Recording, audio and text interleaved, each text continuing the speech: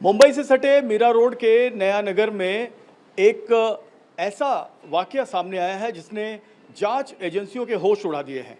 ATS हो या फिर एनआईए, इस पूरे मामले की जांच में सभी एजेंसियां जुट चुकी हैं। ऑफिशियल तौर पर एटीएस इस मामले की जांच कर रही है।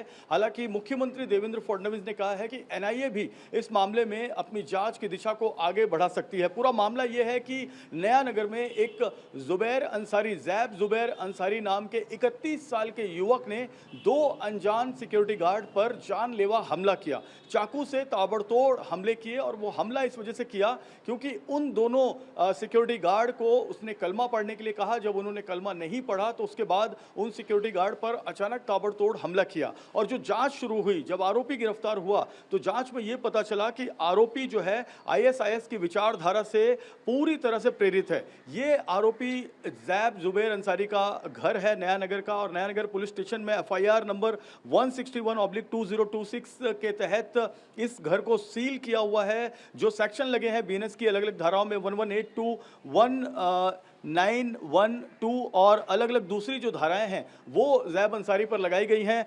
इसके पास से अब तक की जांच में कई आपत्तिजनक दस्तावेज मिले हैं जिसमें आईएसआईएस की विचारधारा से जुड़ी कुछ साहित्य मिले हैं। मोबाइल के अंदर कुछ इंटरनेट पर सर्च जो किया जाता है, उस सर्च इंजन को जब चेक किया गया तो वहाँ पर आईएसआईएस और दूसरे जो आतंकी संगठन हैं उनके कुछ हैंडलर्स के नाम मिले हैं, कुछ कोड मिले हैं। गाज़ा शब्द का एक कोड मिला है, आईएसआईएस शब्द का एक कोड मिला है, लोन वुल्फ नाम का एक कोड मिला है। यानी कि खुद से एक हमले की साजिश रचना और खुद से इस हमले को अंजाम तक पहुंचाना, ये लोन वुल्फ का काम होता है। पूरी दुनिया में ये मोडस आईएसआईएस की जो है बहुत तेजी से प्रसारित हो रही है और उसी मोडस के तहत भारत में भी 3 से 4 हमले हो चुके हैं। दिल्ली में एक हमला हुआ है, चंडीगढ़ में एक हमला हुआ है, मुंबई का ये जो हमला है वो इसी मोडस को दिखाता है। ये आरोपी जैब का मकान है और यहाँ पर हम देख सकते हैं कुछ पोस्टर्स लगे हुए हैं। उस पोस्टर्स के अंदर भी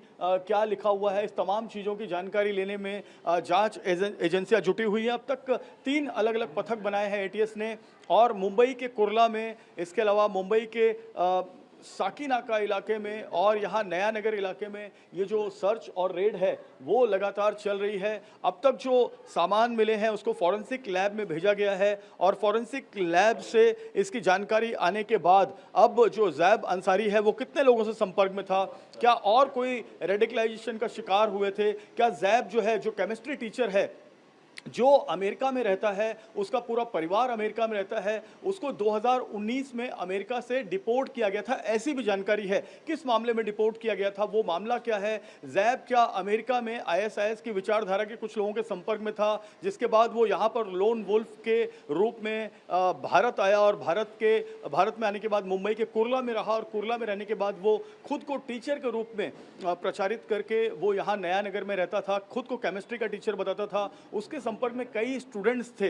ये स्टूडेंट्स जो हैं, क्या उनको भी उसने आईएसआईएस की विचारधारा से जोड़ा, क्या उनसे भी उसने आईएसआईएस की विचारधारा को लेकर कोई बातचीत हुई? इन तमाम चीज़ों की तफ्तीश करने में अब जांच एजेंसियां जुटी हुई हैं। मुख्यमंत्री देवेंद्र फडणवीस का साफ तौर पर कहना है कि ये रेडिकलाइजेशन का मामला है, इनसे जुड़े तमाम लोगों से पूछताछ की जाएगी और इस मामले में एनआईए भी आगे जांच को आगे बढ़ा सकती है। एक बड़ी बात और अहम जानकारी जो टीवी9 भारतवर्ष के पास है, नया नगर में ये किसी से ज्यादा बात नहीं करता था। जिस सोसाइटी में, अस्मिता सोसाइटी में ये रहता है, उस सोसाइटी में यहाँ तक कि जो दूध वाले और जो गार्बेज वाले हैं उनसे भी वो ज़्यादा बात नहीं किया करता था। इसी कमरे में उसने अपने आप को बंद करके रखा हुआ था। इस कमरे में एक लैपटॉप था, एक मोबाइल था और कुछ दस्तावेज थे जिसे वो लगातार पढ़ा करता था। इंटरनेट पे कई लोगों के वो संपर्क में था। ये तमाम लोग कौन है और इसका इंटेंशन क्या था, इरादा क्या था, क्या कोई बड़ी आतंकी साजिश को अंजाम देना इसका इरादा था? इन तमाम चीज़ों को लेकर जो जाँच तफ्तीश है वो अब आगे बढ़ रही है। अस्मिता रेजेंसी बिल्डिंग में जो साफ सफाई का काम करती हैं बिंदु, वो हमारे साथ मौजूद है। बिंदु जी, आप बताएं कि ये जो जैब है, ये क्या आप लोग जब पानी वानी मारते थे या कचरा लेने जाते थे तो क्या ये दरवाजा खोलता था? नहीं खोलता था, कभी नहीं खोलता था। कचरा भी इसका बाहर ही मिलता था, कभी कभी 15 दिन में 10 दिन में से मिलता था। पार्सल का कचरा मिलता था, वही हम लोग उठा के आ जाते थे। कभी इसको आपने देखा, कभी बातचीत, कभी कोई? नहीं, कभी नहीं देखा मैंने तो। बातचीत भी नहीं? नहीं नहीं। कभी आपको ऐसा लगा नहीं कि इससे बातचीत करना चाहिए या नहीं फिर मिले ही नहीं तो सर कहाँ से देखेंगे हम लोग कोई बात। कचरा मांगने या कभी नहीं। ऐसा साफ सफाई के लिए पानी नहीं की पानी जरूरत नहीं पड़ती है? देता था, कभी बाजू वाली देती थी हम लोगों को पानी, क्यों बिल्डिंग वाले को बोलते थे, ये लोग ही देते थे पानी, वो खोलता नहीं था कभी। नहीं खोलता था? नहीं कभी किसी से नहीं। बात नहीं करता नहीं था? नहीं बिल्डिंग में भी कोई उससे बात करता था? कोई कभी उस किसी से मिला हो? कभी मैंने तो देखा नहीं सर, कितना दिन से रह रहा था, कितना दिन से अभी ये जो नहीं। घटना है चाकू मारने वाली, आपको मालूम पड़ी तो कितना डर लगा आपको? डर तो लगता ही है सर, ऐसे होता है तो। हम्म, अभी मेरे बिल्डिंग वाले सब लोग बहुत अच्छे हैं, अभी ये कांड हुआ है, नहीं तो कभी नहीं हुआ इतने साल से। आप कितने साल से हैं यहाँ पे? 7 साल से काम कर रही हूँ सर और मैं ये इधर। कितने साल से था? अभी इसका मेरे को नहीं मालूम है, बीच में गांव चले गई तो कितने साल से रह रहा, कितने दिन से। अस्मिता रेजेंसी सोसाइटी के कमेटी मेंबर हमारे साथ मौजूद हैं। इसी सोसाइटी की तीसरी मंजिल के 304 नंबर फ्लैट में ज़ैब अंसारी किराए पर रहा करता था। सर आप बताएं कि ज़ैब अंसारी जब यहाँ पर किराए पर आया उस वक्त क्या आपकी उससे बातचीत हुई थी? फ्लैट ओनर से कोई बातचीत हुई थी? सोसाइटी में कोई जानकारी दी गई थी? देखो, टेनेंट की जो जानकारी एजेंट लाके देता है उसमें मेन रहता है पुलिस एनओसी, वो सब चीज़ है।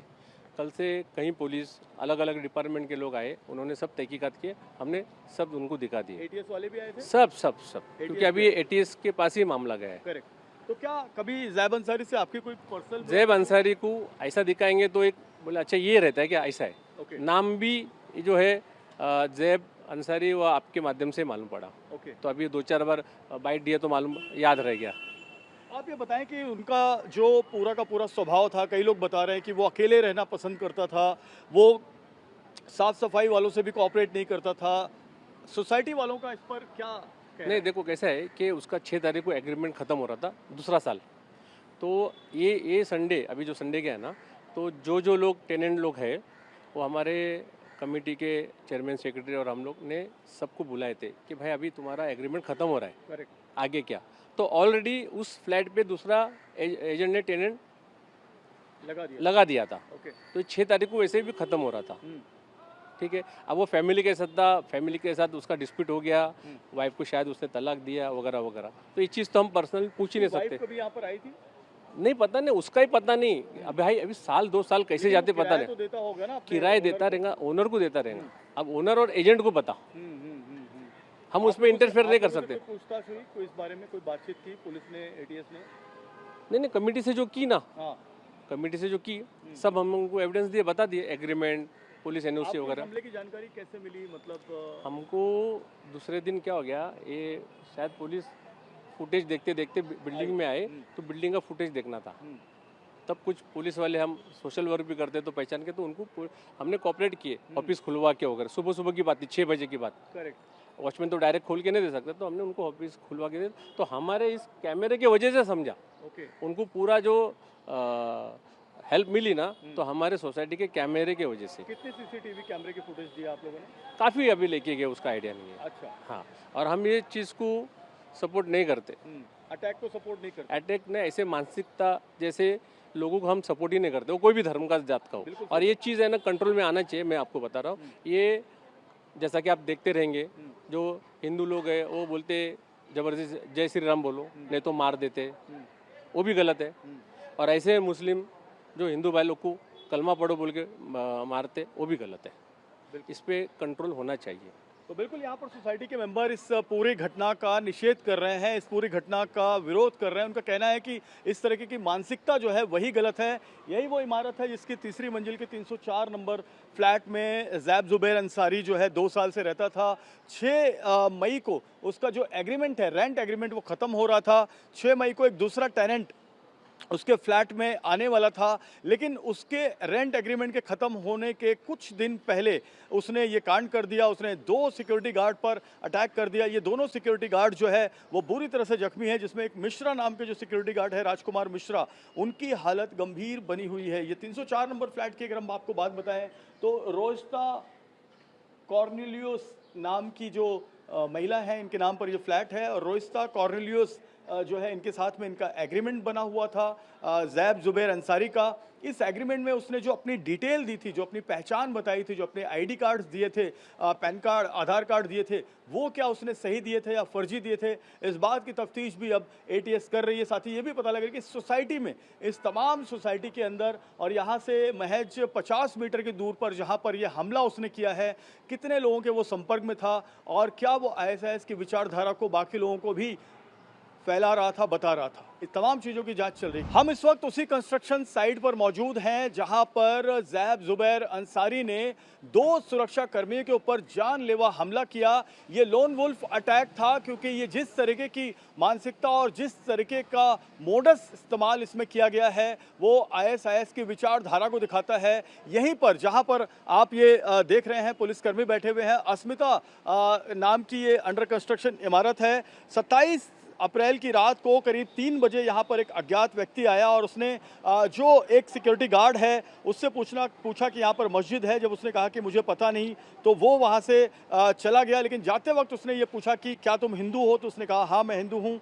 इसके बाद करीब 4 बजे रसाज सिनेमा के पास वो एक ईरानी चाय वाले के पास दिखाई दिया जहाँ पर ये सिक्योरिटी गार्ड जो है वो चाय पीने गया था। जब सिक्योरिटी गार्ड ने उससे कहा कि तुम ही वो शख्स हो, तो उसने कहा कि हाँ तुम ही वो हिंदू हो और उसके बाद उसने दाहिना हाथ पकड़ लिया और चाकू से उस पर वार करना शुरू किया। वो वार जो है उस सिक्योरिटी गार्ड के पीठ के पीछे हुआ था क्योंकि उसने अपने आप को बचाया। एक डांस टीचर था वो सिक्योरिटी गार्ड, उसने भागकर जो है वो सुरक्षा केबिन में, जो आगे सुरक्षा केबिन आपको नजर आ रही है, वहां पर वो भाग कर गया जहां पर मिश्रा नाम का एक दूसरा सिक्योरिटी सुपरवाइजर बैठा हुआ था। राजकुमार मिश्रा के पास वो भागते हुए गया और वहां पर राजकुमार मिश्रा से भी पूछा कि तुम हिंदू हो और उसके बाद राजकुमार मिश्रा पर अटैक कर दिया। जो पहला सिक्योरिटी गार्ड था वो वहां से भाग निकला, लेकिन जो दूसरा सिक्योरिटी गार्ड था वो काफी गंभीर रूप से जख्मी हो गया। और मैं आपको बताऊं कि सिक्योरिटी केबिन तक भागकर, यानी कि तकरीबन 100 से 150 मीटर भागकर इस आरोपी जैब जुबैर अंसारी ने इस सिक्योरिटी केबिन में जो है मिश्रा पर अटैक किया था। ग्रैंड मैसन नाम का ये अंडर कंस्ट्रक्शन बिल्डिंग है और इस हाई राइज बिल्डिंग के अंदर ये दोनों सिक्योरिटी गार्ड जो है वो काम कर रहे थे।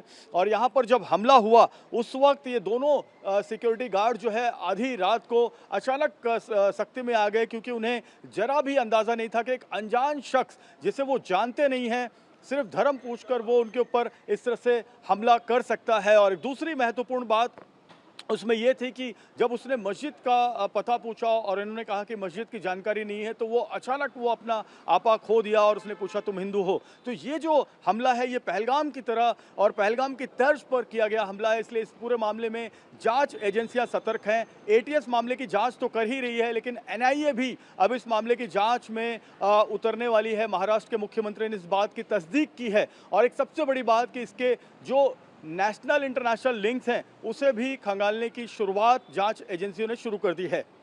कैमरामैन सुभाषीष के साथ जयप्रकाश सिंह, टीवी 9 भारतवर्ष, मुंबई।